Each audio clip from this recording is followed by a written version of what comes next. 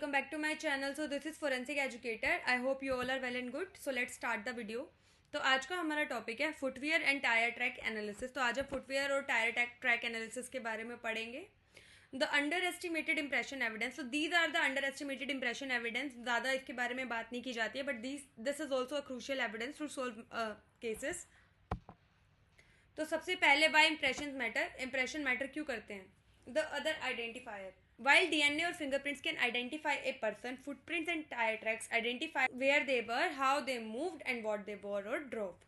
यानी कि जब DNA और फिंगरप्रिंट्स जो हैं, जैसे कि वो हम जानते हैं पर्सन को आइडेंटिफाई करते हैं, वैसे ही जो फुटप्रिंट्स होते हैं, जो टायर ट्रैक्स होते हैं, जिस पर्सन को हमने आइडेंटिफाई किया है वो कहाँ थे, कहाँ से उन्होंने मूव किया, कहाँ तक वो गए और उन्होंने क्या पहना था. पहना इन द सेंस फुटवियर क्या पहना था, या कुछ पहना था या नहीं पहना था फीट में. The Locard exchange principle. तो जैसा कि हम सभी लोग फोरेंसिक्स हैं तो हम अच्छे से जानते हैं लोकार्ड एक्सचेंज प्रिंसिपल का मतलब होता है कि every contact leaves a trace. कि जब भी दो चीज़ आपस में एक दूसरे के कॉन्टैक्ट में आती हैं तो वो हमेशा एक दूसरे के ऊपर कुछ ना कुछ अपना ट्रेस छोड़ जाती हैं. तो द सस्पेक्ट मस्ट वॉक और drive to and from the scene. तो जो हमारा क्राइम सीन है उसकी तरफ ज़रूर हमारा सस्पेक्ट वॉक करके या ड्राइव करके गया होगा और वहाँ से निकला भी होगा. Frequency. Impression evidence is often more common than DNA और usable latent print at a scene. जो हमारे इम्प्रेशन एविडेंस होते हैं ये हमें डीएनए से भी ज़्यादा कॉमनली मिल जाते हैं, या फिर जो हमारे अदर लेटेंट प्रिंट्स होते हैं उनसे भी ज़्यादा कॉमन ही हमें मिल जाते हैं. Now let's talk about two type of impression. तो आप ये जो शेप्स देख रहे हैं इनसे आप अंदाज़ा लगा सकते हैं कि दो तरह के प्रिंट्स की यहाँ क्या बात हो रही है. एक है 2D इम्प्रेशंस और एक है 3D इम्प्रेशंस. 2D के लिए मैंने ये 2D पेंटागन शेप लगाई है और 3D के लिए मैंने ये क्यूब लगाया है. सो 2D इम्प्रेशंस जनरली जो हमारे प्रिंट्स हैं वो विजिबल होते हैं तो उन्हें पेटेंट बोल देते हैं, इनविजिबल होते हैं तो उन्हें लेटेंट बोल देते हैं. और विजिबल यानी कि जो हमारे पेटेंट प्रिंट्स होते हैं ये हो गए जैसे ब्लड में हमें मिल जाते हैं, मड में हमें मिल जाते हैं या पेंट में हमें मिल जाते हैं. और इनविजिबल जो होते हैं वो जनरली डस्ट में होते हैं. कहाँ कहाँ हमें ये मिल सकते हैं, जो ब्लड मड पेंट डस्ट वाले जो प्रिंट एस्थेटिक प्रिंट्स हैं ये हमें कहाँ कहाँ मिल सकते हैं. बहुत जो हमारे पेटेंट और लेटेंट प्रिंट्स हैं ये हमें कहाँ मिल सकते हैं. ये मिल सकते हैं फ्लोर्स पर, काउंटर टॉप्स पर, डोर्स पर. अगर कोई किक करता है तो डोर्स पर भी मिलते ही हैं हमें अपने इंप्रेशंस. और जो हमारे 3D इंप्रेशन होते हैं यानी कि जो कास्ट होती हैं वो हमें कहाँ मिलती हैं. डीपर इंडेंटेशन इन सॉफ्ट सर्फेसिस. कि हमें सॉफ्ट सर्फेसिस में डीपर इंडेंटेशंस मिलती है जैसे कि सोयल, सैंड, मड और स्नो. इस तरह के सर्फेसिस के अंदर हमें डीपर इंडेंटेशन मिलती है. क्योंकि आपने कभी नोटिस किया हो तो जब हम सॉइल में पैर रखते हैं तो ऑब्वियसली हमारा पैर उसके अंदर धंस जाता है.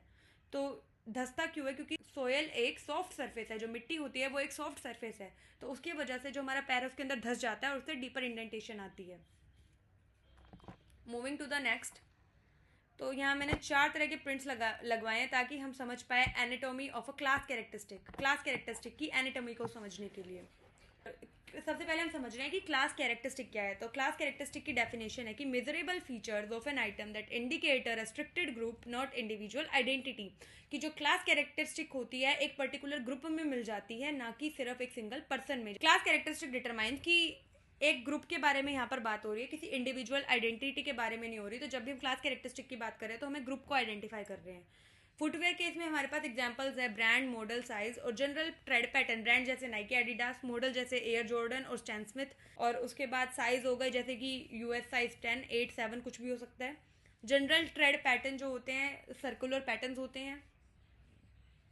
अब फोरेंसिक यूज.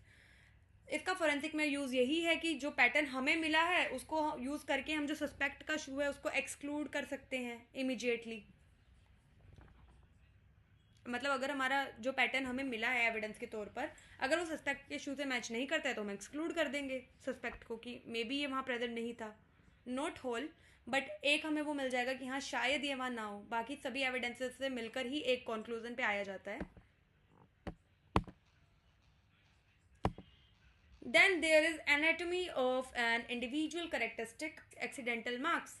तो अब हम एनाटॉमी की बात करेंगे इंडिविजुअल कैरेक्टरिस्टिक्स के बारे में जो कि एक्सीडेंटल मार्क्स में जनरली हमें मिलती हैं. तो जो इंडिविजुअल कैरेक्टरिस्टिक्स होती हैं ये यूनिक मार्क्स होते हैं जो कि क्रिएट होते हैं सोल के थ्रू वियर और टीयर मार्क्स से. तो वियर और टीयर मार्क्स बहुत यूनिक होते हैं. ये हर इंडिविजुअल टू इंडिविजुअल डिफर करते हैं. ये हर इंडिविजुअल के अलग होते हैं. फुटवेयर के एग्जांपल्स इसमें हो गए, जैसे कि फुटवेयर के ऊपर जब स्मॉल कट्स होते हैं, गोजेस होते हैं रबर में, कुछ डेब्रीज या फिर पेबल्स एम्बेड होते हैं शू के सोल के अंदर, या फिर कुछ स्पेसिफिक वियर पैटर्न्स होते हैं। Example, heavy wear on the outside heel showing the wearer supinates, कि जो हैवी वियर होता है हील के बाहर की तरफ, वो शो करता है कि जो भी बंदा उस हील को पहने हुए था वो मोशन के टाइम पर फॉरवर्ड की तरफ रोल करता है अपने पैर को।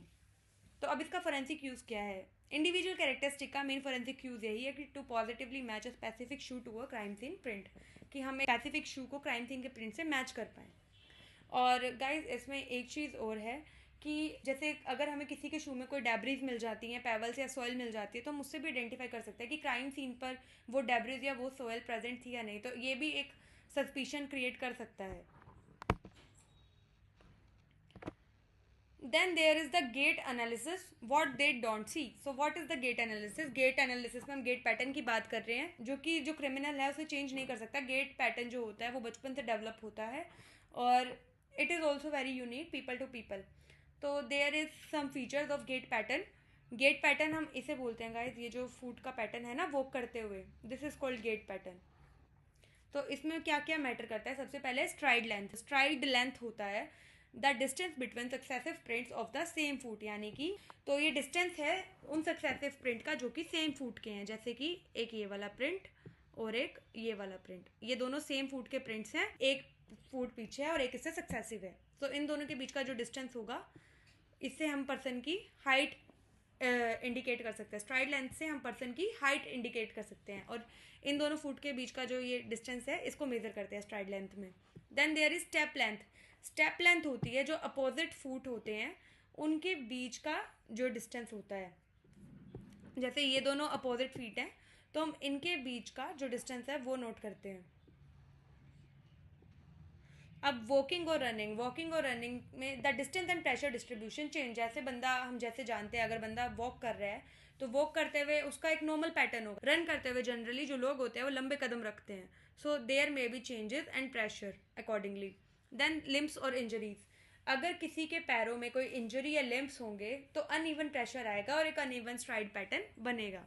लिमिटेशंस क्या हैं? Stride length changes based on speed and mood, की जो स्ट्राइड लेंथ होती है वो चेंज करती है based on speed and mood. Then the next है टायर ट्रैक एनालिसिस टर्मिनोलॉजी। तो टायर ट्रैक्स के बारे में पढ़ते हैं। तो टायर को पढ़ने के लिए सबसे पहले हम पढ़ते हैं टायर ट्रेड। तो what is tyre trade? It is the pattern on the tyre that touches the road. जैसे ये पैटर्न आप देख पा रहे हैं तो this is the tyre trade. इस पैटर्न को हम बोलते हैं tyre trade. Now track width stance. What is track width stance? The distance between the center of the left tire। तो ये जो हमारे लेफ्ट टायर का पैटर्न है और जो राइट टायर का पैटर्न है, इसमें लेफ्ट टायर के सेंटर से राइट टायर के सेंटर के बीच का जो डिस्टेंस होगा उसको मेजर किया जाता है। This is known as track width. Then there is wheel base. तो what is wheel base? It is the distance between the centre of the front axle and the centre of the rear axle. तो wheel base होता है front axle से rear axle के centre के बीच का distance. So now we will move on to turning diameter. तो turning diameter होता है कि कितना शार्प एक व्हीकल टर्न ले सकता है। जनरली यू टर्न के केसेस में इसको देखा जाता है। वैसे यहाँ से हम समझ सकते हैं टर्निंग डायमीटर को। Now we will talk about tyre tracks के क्लास और इंडिविजुअल कैरेक्टरिस्टिक के बारे में। पहले हम प्रिंट्स के बारे में पढ़ रहे थे, अब हम टायर ट्रैक्स के क्लास और इंडिविजुअल कैरेक्टरिस्टिक्स को पढ़ते हैं। तो इसके क्लास कैरेक्टरिस्टिक्स होते हैं कि जो हमारे टायर है उसका ब्रांड क्या है, जैसे गुडियर है, साइज क्या है, P215 है, TR16 है, ट्रेड पैटर्न क्या है। नॉइज ट्रीटमेंट में क्या आता है कि इसमें अलग अलग तरह के साइज होते हैं ट्रेड ब्लॉक्स के, जिनको यूज़ किया जाता है रिड्यूस करने के लिए नॉइज को।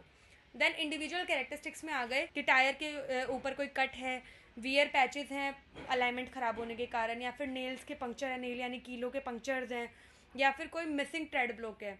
अब इसमें फोरेंसिक चैलेंज क्या है? फोरेंसिक चैलेंज ये है कि जो टायर ट्रैक होते हैं ये रैपिडली चेंज करते हैं जैसे जैसे जो ड्राइवर है वो व्हील को टर्न करता है, क्योंकि पूरे टायर पर अलग पैटर्न होगा ना। टायर का हम जैसा जानते हैं थोड़ा ही हिस्सा ज़मीन पर लगता है और जैसे जैसे वो रोटेट करता है अलग अलग हिस्से टायर के ज़मीन पर मार्क छोड़ते हैं, तो पूरा जो पैटर्न है वो अलग अलग होगा। Now we should comparison. This is a comparison process. How we compare the known sample. हम जो नॉन सैंपल कहाँ से लेते हैं? नॉन सैंपल हमेशा सस्पेक्ट के शू या सस्पेक्ट के टायर से लिया जाएगा। फिर प्रोसेस क्या है कि हमें एक क्लियर एसीटेट शीट के ऊपर एक इम्प्रेशन लेना है इंक का, जिसे हम बोलते हैं टेस्ट इम्प्रेशन। ओवरले एनालिसिस, अब इस एनालिसिस को करेंगे कैसे कि एसीटेट शीट को नीचे रख देंगे क्राइम सीन पर फोटोज लेने के लिए, और फिर जो नॉन सस्पेक्ट का शू था या टायर था, हमने उसको इंक की हेल्प से एक एसीटेट शीट पर ले लिया। अब उस एसीटेट शीट को क्राइम सीन फोटो के साथ रख के देखेंगे कि क्या ये जो सस्पेक्ट का शू या टायर है इसका प्रिंट मैच कर रहा है कि क्राइम सीन वाले उन शू और टायर मार्क्स से। So this is how we compare. So guys, this is all about the video. Please comment down your queries if you have any. Thank you for watching my video. Please like, share, comment and subscribe to my channel. Bye bye.